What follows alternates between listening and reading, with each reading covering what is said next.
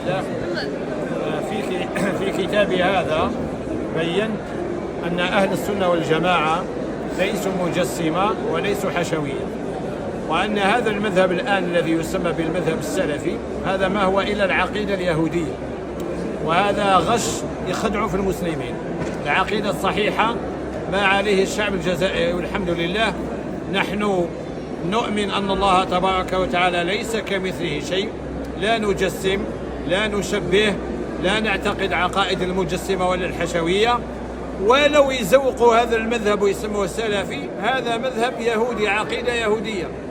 هنا راني بينت، واللي يكذبني يقرأ الكتاب ويروح يشوف ويجد الحقيقة. الحمد لله الأمة الجزائرية على عقائد أهل السنة، ما نسحقوا حتى عقيدة واحد يجيبها لنا ويقول لك هذه عقائد، هذه كلها أكاذيب. لقد خدعوكم، لقد خدعوكم.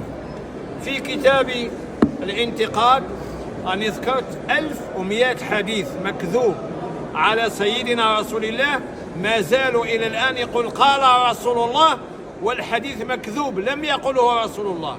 أنا ذكرت شكون كذب بالحديث، وين كذبوا، وش بالكتاب، وشكون يروج فيه، وشكون ينشر فيه. فعلى الناس أن تقرأ، على الناس أن تقرأ باش تميز عقائد أهل السنة والجماعة من عقائد غيرهم. شكرا.